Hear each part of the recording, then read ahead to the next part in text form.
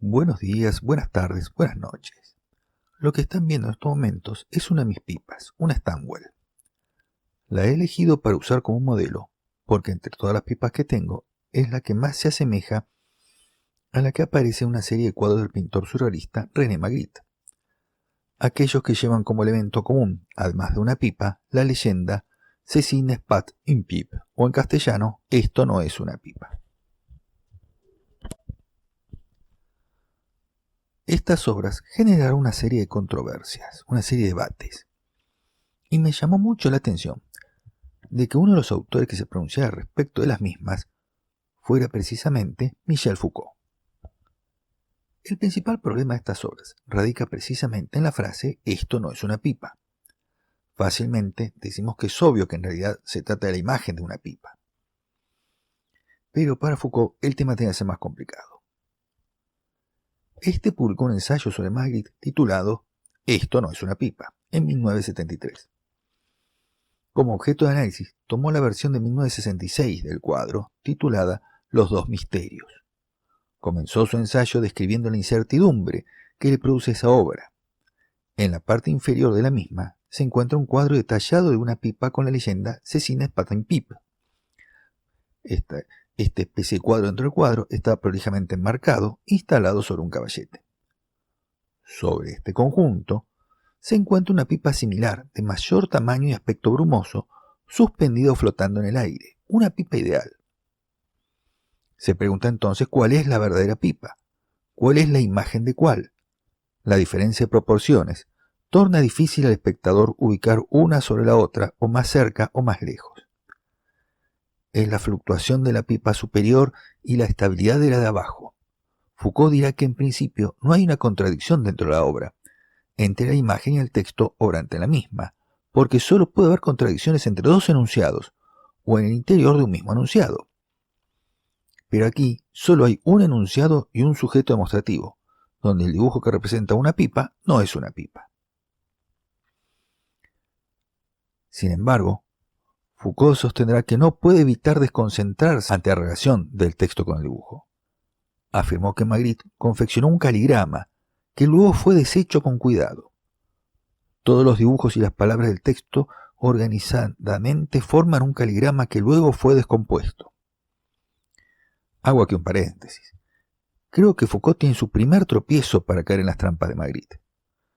Si nos atenemos a una definición, un caligrama es un escrito poético cuya disposición tipográfica esboza figuras alusivas al tema tratado.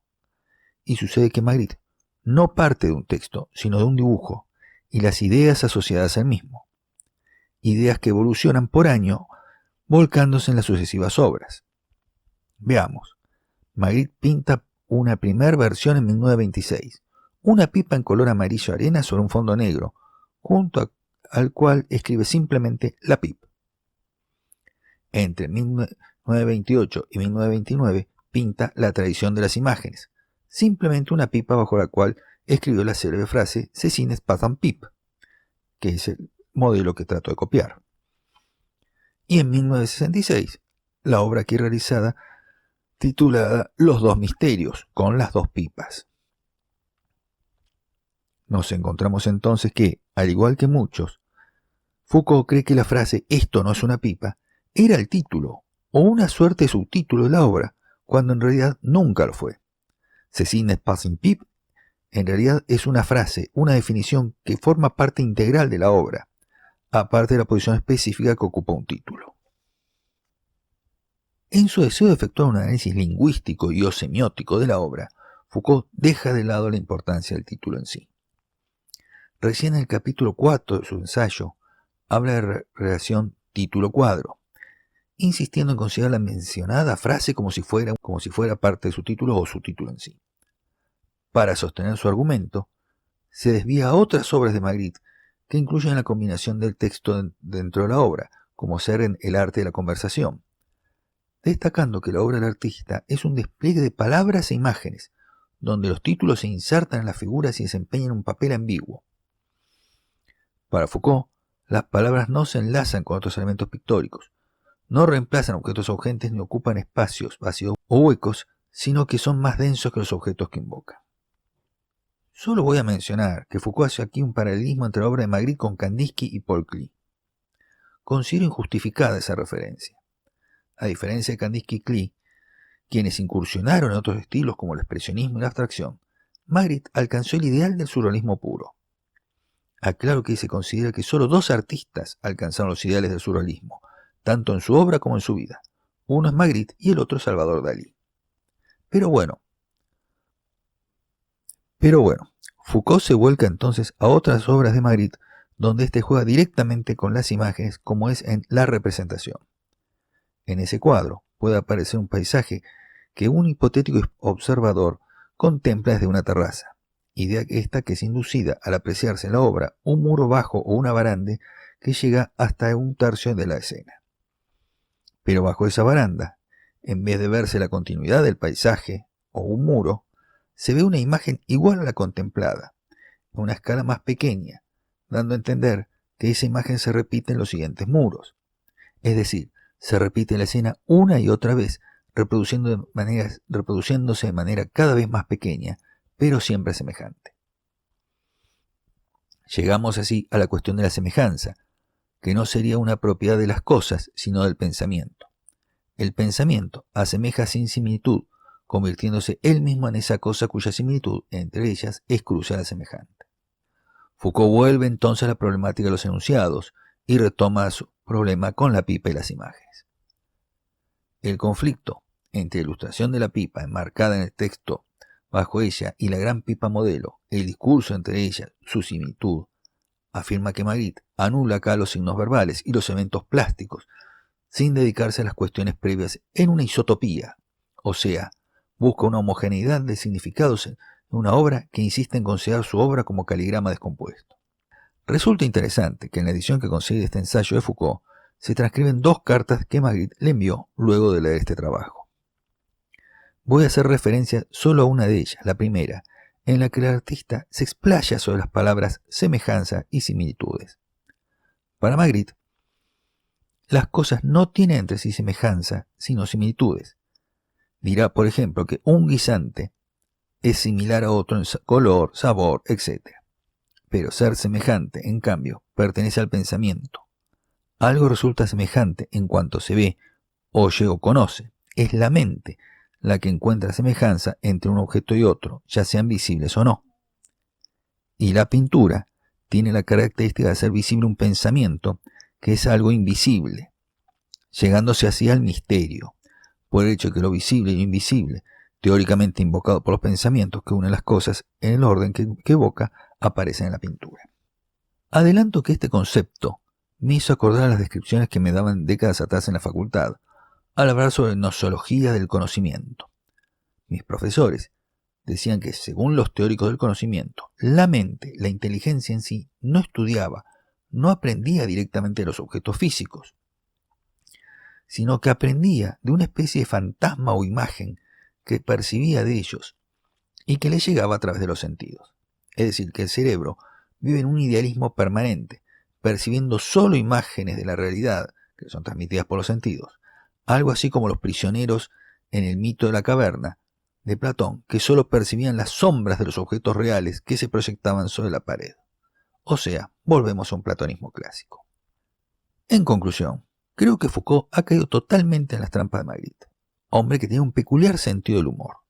Solía recibir en su casa a sus amigos, siempre vestido formalmente de traje, vestimenta esta que utilizaba mientras pintaba. A sus visitantes les asombraba ver que su caballete se encontraba directamente sobre el piso alfombrado, y cuando le preguntaban si no tomaba algún recaudo por posibles manchas o derrames, solo contestaba: la pintura va sobre la tela. Para sostener mis dichos, me voy a apoyar en el trabajo del profesor Jacques Meurice en El paso de la realidad a la poesía y al misterio, publicado en la obra Magritte de editorial Taschen en 1993. Este autor sostuvo que la idea central de Magritte era que la pintura debía ser poesía, y que la poesía evoca el misterio. La poesía, entonces, tiende a plantear enigmas que el entendimiento trata de desvelar y que en el lenguaje extraordinario se puede sugerir. Se remite en ese sentido a Heidegger, quien afirmó que el misterio es inherente a la esencia de la verdad. El misterio no se puede explicar, pero sí se puede presentir.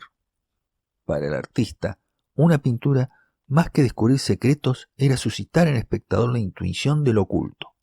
La pintura de Magritte sugiere entonces siempre un enigma ambiguo que resuelve el entendimiento. Sugiere a la conciencia del espectador asociaciones para despertar intereses inesperados y, sin embargo, plausibles. Magritte explicaba los mecanismos de este fenómeno relacionándolo con el conflicto que existe entre el sueño y la realidad. Sostenía que al despertar lo invadía una serie de pensamientos que durante la mañana le llegaban a la cabeza. Le aparecían personas que provenían de sus sueños, pero pronto descubriría que en realidad muchas de esas cosas correspondían a situaciones vividas en la tarde anterior. Entonces, esos misterios que parecían provenir del sueño nocturno tenían sus orígenes en la realidad, cuyas imágenes ya habían sido registradas previamente. Esa ambigüedad, ese error en la visión, estimuló la imaginación de Magritte. Magritte planteaba en sus obras el enigma, lo desconocido a través de objetos conocidos cotidianos, como en este caso una pipa. Así el misterio se encontraba por doquier. No pretendía en ninguno de sus cuadros ser explícito por sí mismo. Se proponía preguntar sin facilitar la respuesta. Así la interpretación partía siempre del espectador. Respecto a los títulos de sus obras, estos muchas veces surgían de juegos y debates que se realizaban en reuniones con sus amigos en su propia casa. Él los elegía de esas sugerencias. Magritte sostenía que la cuestión del título se resolvía en la poética. La relación entre imágenes y títulos requiere que el objeto tenga ciertas características, habitualmente ignorados por la conciencia. Magritte hace un juego permanente con los principios de la realidad, un juego lógico y científico. Para él, palabras e imágenes son equivalentes. Se planteaba saber si con las palabras en su uso corriente están representadas verdaderamente lo que uno cree. Así pintaba cuadros como El espejo viviente, donde los objetos son sustituidos por palabras. Como dije anteriormente, Magritte era un surrealista integral, y corresponde recordar que el surrealismo, aunque destacó en su aspecto pictórico, nació como un movimiento literario, proponiendo proyectarse casi como una forma de vida, donde se combinaron elementos científicos propios de la época que le incluían ciencias duras como humanísticas. En el caso de Magritte, podemos apreciar en ese sentido su preocupación por la percepción consciente, la interacción entre los sentidos y la mente y el propio subconsciente. Sumado al elemento poético, podemos entender entonces que, al limitar Foucault su análisis a lo meramente semiótico, se pierde en el bosque de imagen, metaimagen, relato, etc. Ha caído en la trampa de Magritte. ¿La pipa es un símbolo, un signo burgués, una manifestación de su deseo de fumar? Las preguntas se amontonan sin respuestas. Pero teniendo en cuenta la influencia que el psicoanálisis ha tenido en el surrealismo, y parafraseando a Freud, la respuesta puede ser mucho más sencilla. A veces una pipa es simplemente una pipa. Espero que les haya gustado el video y nos vemos en la próxima.